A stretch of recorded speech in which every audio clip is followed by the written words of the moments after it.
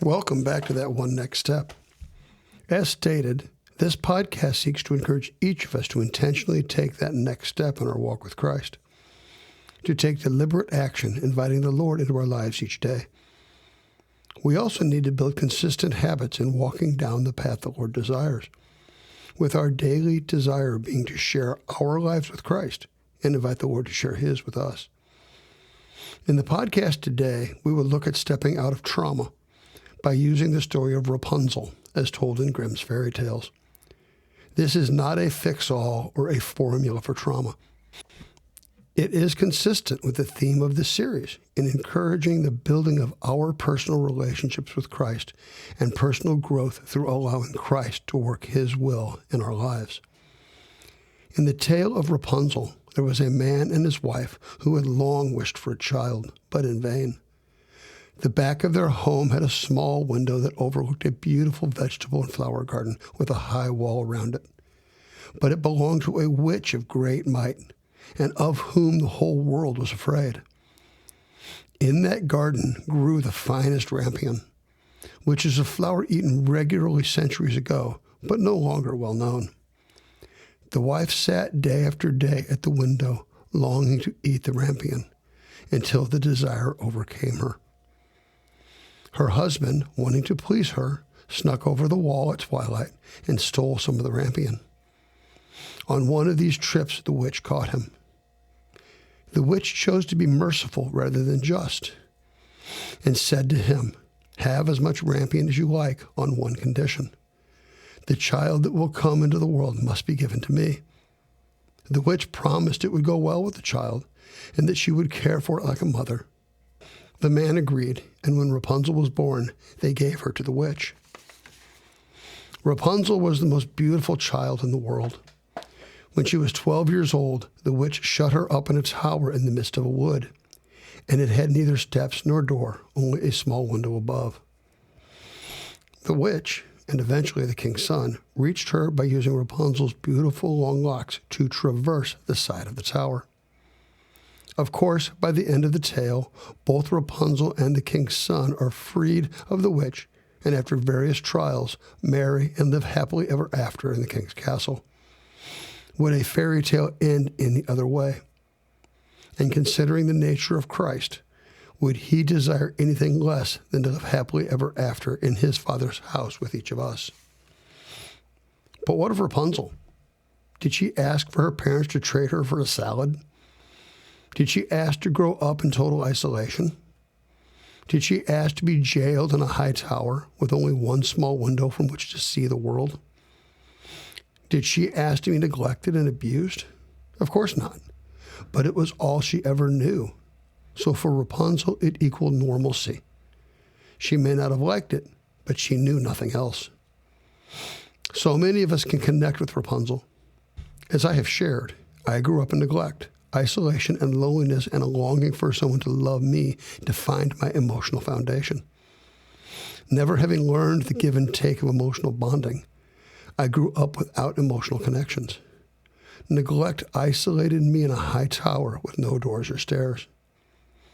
This tower had one small window from which I could watch the world and long to be part of it. It was all I ever knew. For me, it equaled normalcy. I am not whining about my life. I know the power of the living God has set me free. But amongst mankind, the causes of this isolation are varied far and wide. Neglect, physical abuse, emotional abuse, sexual abuse, and the trauma du jour of your life or that of a close friend. These pains plague society and the church. For so many, it is all they have ever known. Their internal isolation equals normalcy. So given the deep-seated emotional disconnection that equaled normalcy in my life, how did the Lord set me free? The key came from understanding that I constructed my own tower of isolation. I could blame others for the neglect and the abuse, but I chose how to emotionally process the abuse out of sheer self-preservation. I built the tower with no doors and no stairs to protect myself from the hurts of others. And it worked, to a degree. The failure came in that I could not avoid the human need for love, support, and affection. To compensate, I developed a world of daydreams. I got to be the center of attention. Everyone loved me on my terms. I could relish in self-glorification. This world, though, had a flip side, which I encouraged and fed by my fear of rejection and its ensuing paranoia. I also lived in a world of intense and imaginary and usually irrational fears. I had fears that flooded my emotions and left me utterly paralyzed for days at a time. The point of freedom started when I accepted my responsibility for the prison I lived in. Since I constructed my tower, I was like Rapunzel in that I controlled who could access my safe place. I could not dismantle my tower. I did not have the knowledge, the wisdom, the power, or any ability to do so. Rapunzel could let down her hair. I chose to open the roof of my tower up to God and God alone. I invited God into my tower of isolation. First, I chose to place self and self-preservation wholly in God's hands. Next, I committed to seek to love God with all of my heart, mind, soul, and strength. Notice I committed to seek, not accomplish. In doing so, I turned my back on anything involving self, my sin issues, emotional issues, relationship issues, financial concerns, etc. I intentionally entrusted them to God and daily opened the door of my heart to Him. I invited God to speak, and I committed to listen. I promised to follow Christ's lead in any issue He chose to address by turning my back on self and turning full on to Christ. He used His knowledge, His wisdom, His power, and His ability to slowly dismantle my tower of isolation.